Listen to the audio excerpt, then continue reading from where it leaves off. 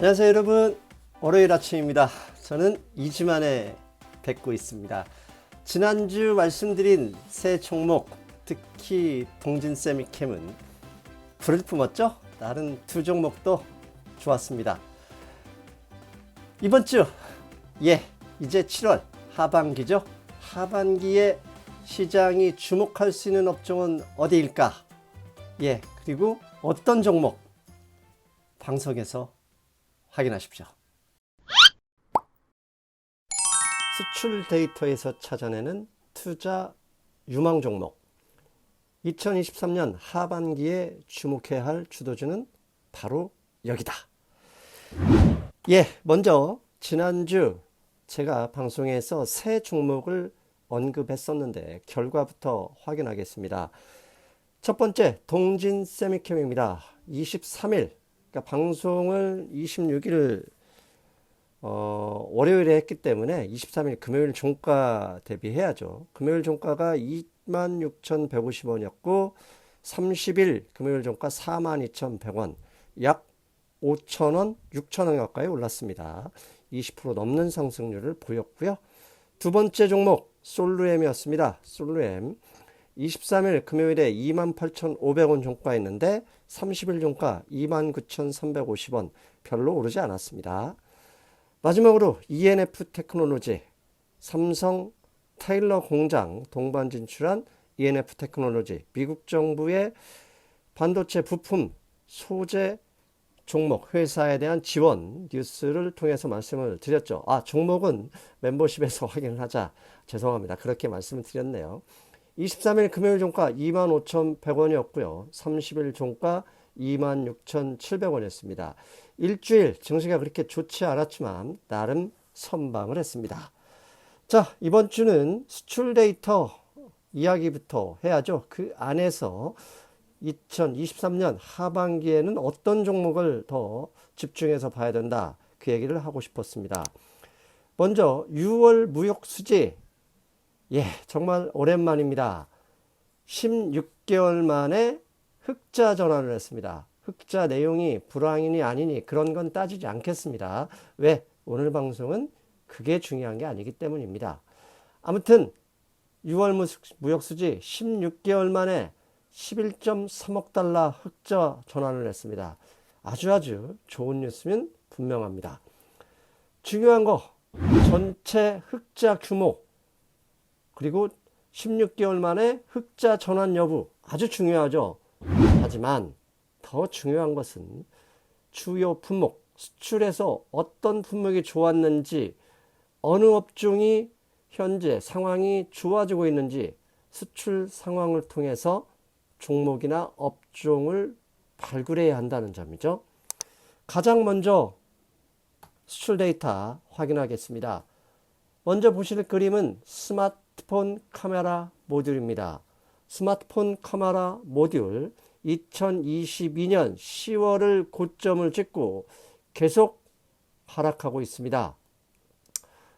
자, 6월 수출 데이터 5월 달보다 또다시 하락했습니다. 저 추세선 하락 추세 계속 이어지고 있습니다. 스마트폰 카메라 모듈이 수출이 저렇게 줄어들고 있는 이유는 딱 하나입니다. 6월 30일 오후 2시에 나왔던 뉴스, 5월 스마트폰 판매 23개월 연속 역성장이다. 23개월이면 2년 내내입니다.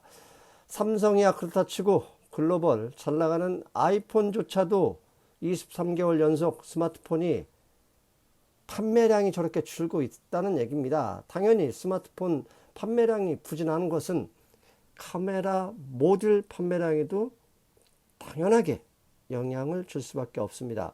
스마트폰 판매량, 그 다음에 스마트폰 카메라 모듈, 이게 회사와 직접적으로 연관되어 있는 종목 MC넥스, 그 다음에 최근에 신규 상장한 펜텍, 이런 종목이 있죠.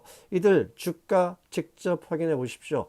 그냥 계속 세고 있습니다. 그 이유는 수출 데이터에서도 확인할 수 있는 것이죠. 두 번째 품목 보겠습니다. FPCB 수출 금액을 보겠습니다. FPCB 23년 1월 이후 반등을 시작해서 약 5개월 동안 계속 우상향하고 있습니다. 물론 2022년 한참 잘 나갈 때만큼은 아직 올라가지 않았지만 물량, 수출 금액 자체를 보면 23년 1월에 바닥을 찍고 다시 추세 전환 가능성으로 우상향하고 있는 겁니다. FPCB, 이게 도대체 무엇입니까? 플렉서블 PCB, 연성 PCB라고 하죠. 이 연성 PCB는 어디에 쓰이냐? 당연히 스마트폰, 스마트 기기와 함께 최근에 이 수출이 늘어나는 이유, 전장, 전기 자동차용이다 라고 추정할 수 있습니다. FPCB 수출 동향을 보면 1월 이후 수출 물량은 빠른 속도로 회복 그리고 증가 중입니다. 그럼 FPCB가 스마트폰 카메라 모듈 판매량 감소하는 걸 보면 스마트 기기에 들어가는 FPCB는 아니라는 것을 추정할 수 있죠. 그럼 도대체 어디에, 어느 업종, 어느 품목에 이 FPCB가 공급되길래 수출이 늘어나고 있느냐? FPCB는 전기 자동차용 배터리와 연결하는 전선 뭉치, 하네스라고 하죠. 전선 뭉치를 대체하는 품목으로 요새 곽광을 받고 있습니다. 즉 전기 자동차 일단 가벼워야죠. 배터리의 용량이 있기 때문에. 그래서 경량화.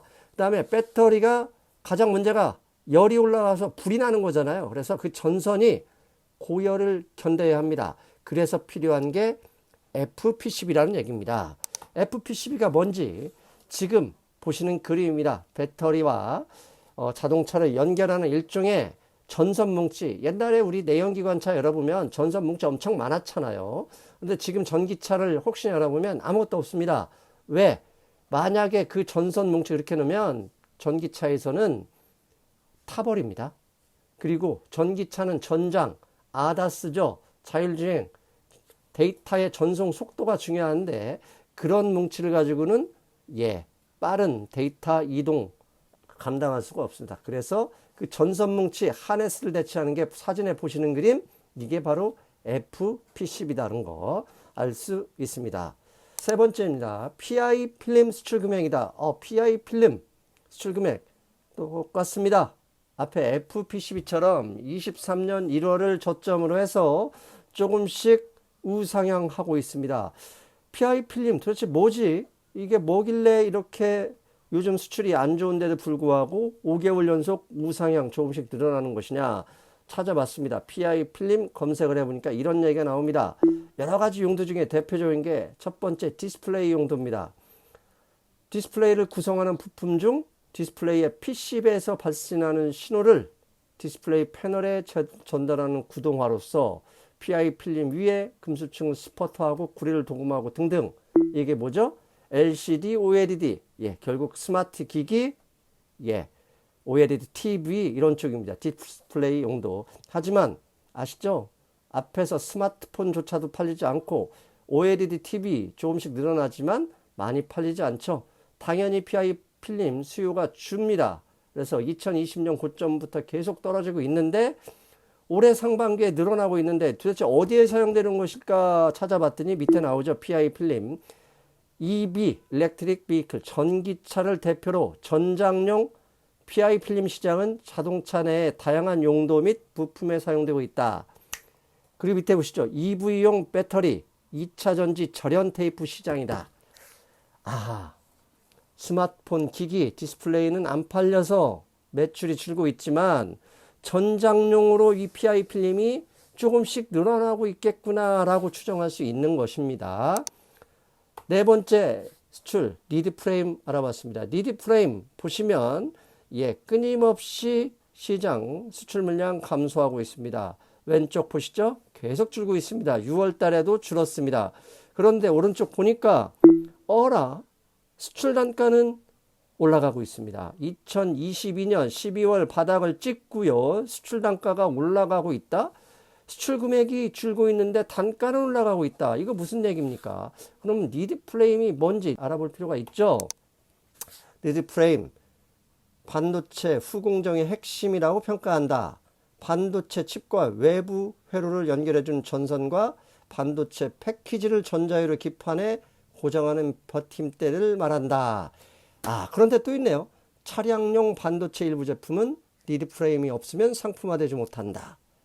PC 모바일에 들어가는 반도체 일부도 리드 프레임 없이는 사용화가 불가능하다. 아시겠죠? 스마트폰 기기와 LED, TV 등 디스플레이 제품이 안 팔리는 만큼 리드 프레임도 반도체 패키징이 별로 없기 때문에 수출 물량이 줄고 있는 거예요. 그런데 단가가 올라가는 건 차량용 반도체, 전기차, 전장을 말하는 거겠죠. 저쪽에 들어가는 제품에는 수익성이 좋기 때문에 단가가 올라간다 이렇게 볼 수 있는 거죠. 그래서 리드 프레임 단가 상승의 이유는 크게 두 가지로 정리할 수 있습니다. 당연히 반도체 앞에서 PC 모바일용 저쪽은 불황이기 때문에 전체 리드 프레임 물량이 감소되고 있고, 반대로 전기차용 ADAS라고 하죠. 전장에 필요한 리드 프레임은 조금씩 늘어나고 있고 수익성이 좋다는 걸 의미한다는 얘기입니다. 그렇다면 이 제품, 수출 제품의 4가지 정도를 찾아보고 우리는 이렇게 결론을 낼 수 있죠. 전기차를 기반으로 한 오토모티브 산업은 점점 좋아지고 있구나, 화랑으로 가고 있구나, 이 정도 어느 정도 예측할 수 있죠. 어떻게? FPCB, PI 필름, 리드 프레임 수출 물량이나 단가에서 확인해 보니 그렇다. 그렇게 제가 말씀드리고 싶은 거고요. 그리고 올해 하반기에는 자율주행 3단계, 일단 기아차도 적용을 한다고 했잖아요.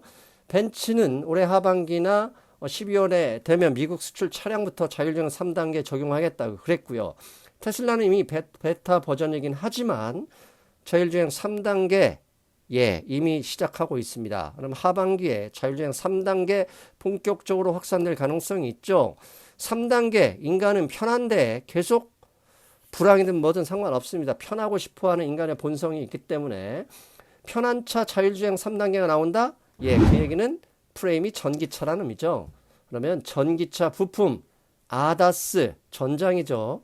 자율주행, 이런 업종들은 경기 침체에도 불구하고 성장할 가능성이 높다.